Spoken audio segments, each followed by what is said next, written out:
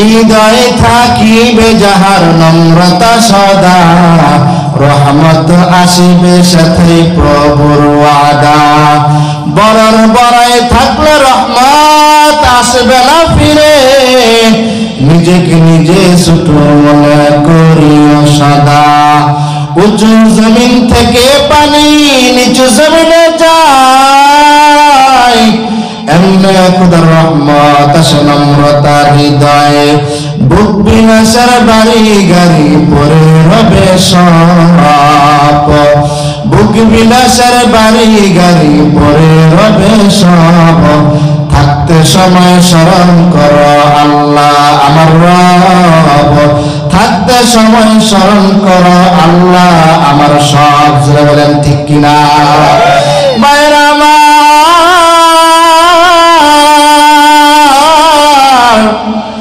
শায়েখ আবু আব্দুল্লাহ আন্দলুসি রাহমাতুল্লাহ আলাইহি নামাজের ভিতরে দাঁড়াইলেন।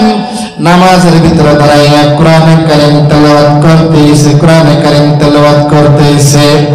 শায়েখ আবু আব্দুল্লাহ আন্দলুসি রাহমাতুল্লাহ আলাইহি উনি যখন আবার রুকুর ভিতরে গেলেন, রুকু থেকে তিনি উঠে না, সিজদায় গেলেন, সিজদা থেকে উঠে না। পিছনে ওনার ছাত্ররা বলতেছে, আহারে আমার ওস্তাদের আবার কি হইল? ছাত্র শিবলি নোমানি বলে, ওস্তাদ জি আপনার কি হয়েছে? ওস্তাদ সিজদা থেকে উঠে না, কিতাবের মধ্যে পাওয়া যায় 5 ওয়াক্ত নামাজ অতিবাহিত হয়ে গেছে। তারপরে শায়েখ আবু আব্দুল্লাহ আন্দলুসি রাহমাতুল্লাহ আলাইহি কারো ডাকে সাড়া দেয় না। বাইরা আমার, এবার ছাত্র শিবলি নোমানি বলতেছে, ও শায়েখ আপনার কি হলো? আপনি কি এখান থেকে যাইবেন না? বলে না না, আমি এখান থেকে যাব না। কি জন্য আপনি যাইবেন না? কাহারে একটু আগেইতে একদল সুন্দরী নারী দেখলাম, সেখান থেকে একটা মুশরিক মেয়ে আমার পছন্দ হয়েছে। যারা বলেন নাউজুবিল্লাহ। এবার বলে কি শায়েখ আপনি চলেন, আপনি এত বড় একজন আলেম। বলে না না, আমি যাব, কিন্তু এই মেয়েটাকে আমি বিবাহ করার পরে যাব। জোরে বলেন নাউজুবিল্লাহ। বাইরে আমার ঘটনা সামনে বাড়ি। শায়েখ আবু আব্দুল্লাহ আন্দলুসি রাহমাতুল্লাহ আলাইহি ওই মুশরিক সুন্দরী মহিলার দিকে নজর করলেন, মহিলার জন্য পাগল হয়ে গেলেন। এবার মহিলাকে বিবাহের প্রস্তাব দিলেন। মহিলা বলতেছে, আমি আপনার প্রস্তাবে রাজি, তবে আমার ধর্ম আপনার গ্রহণ করতে হবে। জোরে বলেন নাউজুবিল্লাহ। 12,000 ছাত্রের উস্তাদ আল্লামা শায়েখ আবু আব্দুল্লাহ আন্দলুসি রাহমাতুল্লাহ আলাইহি, উনি এত বড় বুজুর্গ মানুষ। সন্ধ্যার সময় যখন এশারের নামাজ পড়িয়া নামাজের ভিতরে দাঁড়াইতেন, ফজরের আগ পর্যন্ত নামাজের ভিতরে দাঁড়াইয়া কোরআনে কারীম তেলাওয়াত করতেন। সে বলেন আল্লাহু আকবার। শায়েখ আবু আব্দুল্লাহ আন্দলুসি রাহমাতুল্লাহ আলাইহি মহিলাকে বিবাহের প্রস্তাব দেওয়ার পর বলে, আমাদের ধর্ম গ্রহণ করতে হবে। কয় হ্যাঁ হ্যাঁ, আমাদের ধর্ম, তোমাদের ধর্ম আমি গ্রহণ করব। আমার বাবা সফরে গেছে, আমার বাবা সফর থেকে দীর্ঘ 1 সপ্তাহ পরে আসবে। এতদিন তুমি কোথায় থাকবা? বলে আমি তোমার সাথে থাকবো। আমার সাথে থাকলে তুমি খাবা কি? বলে তোমরা যা খাইবা আমাকে তাওই খাওয়াইবা। জোরে বলেন নাউজুবিল্লাহ। বলে আমরা তো শুকরের মাংস খাই। বলে আমাকে শুকরের মাংসই দিবা। বলে আমরা তো পানি হিসাবে মদ খাই। বলে আমাকে মদই খাওয়াইবা।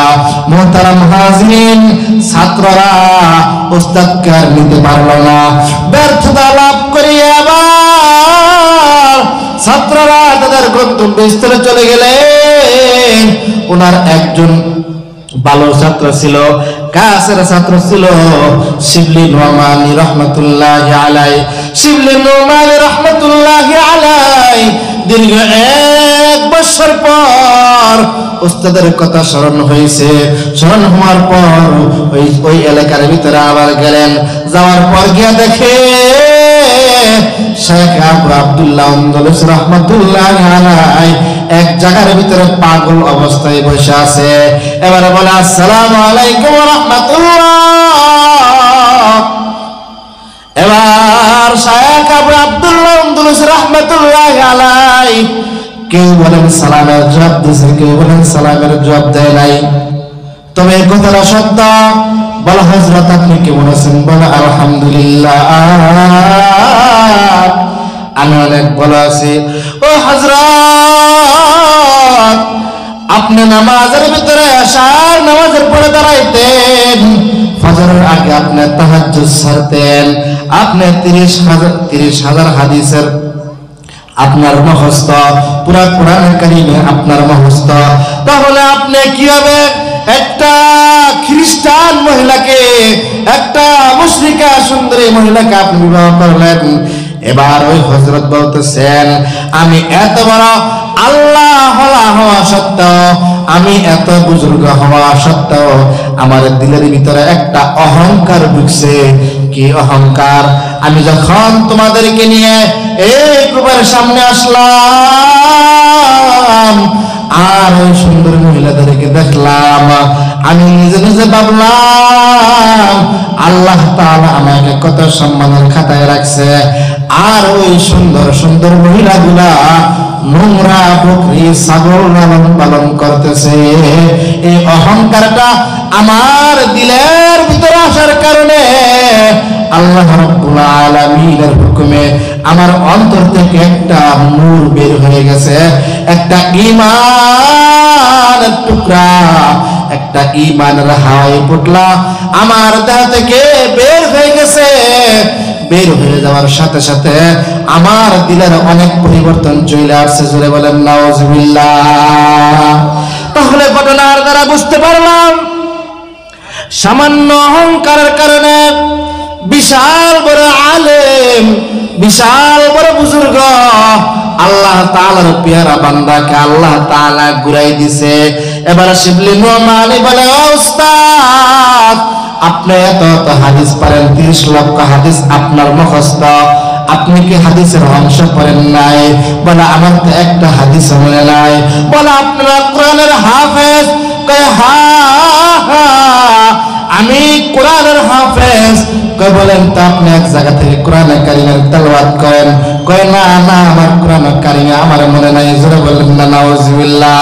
এবার বলে, ও ওস্তাদ, 30 পারা কোরআনে কারীমের মধ্যে থেকে আপনার কি কিছুই মনে নাই? বলে 2টা আয়াত মনে আছে। জোরে বলেন আল্লাহু আকবার। 1 নাম্বার আয়াত হলো, ওয়া মান ইউহিনিল্লাহু ফামা লাহু মিন মুকরিম, ইন্নাল্লাহা ইয়াফআলু মা ইয়াশা।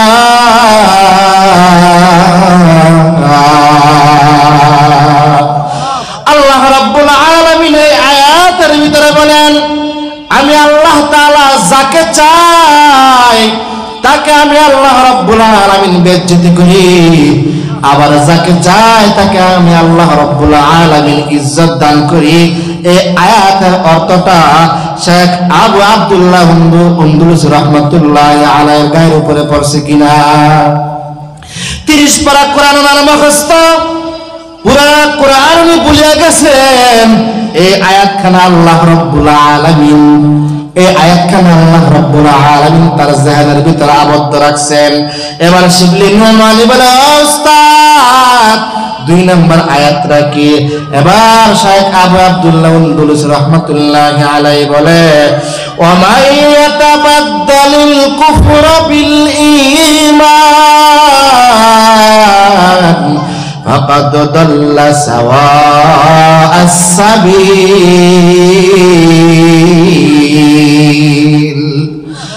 আল্লাহ রাব্বুল আলামিন এই আয়াতের ভিতরে বলেন, যারা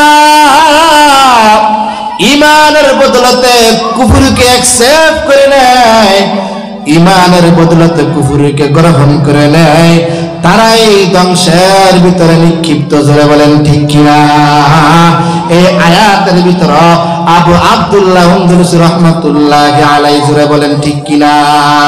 ভাইরা আমার, বলতেছিলাম অহংকার অন্তরের ভিতরে রাখার দরকার নাই। অহংকার যেন অন্তরের ভিতরে না ঢুকে, অহংকার যেন অন্তরের ভিতরে না ঢুকে। দিলের ভিতরে চিন্তা চেতনা, মাথার ভিতরে চিন্তা চেতনা এরকম থাকার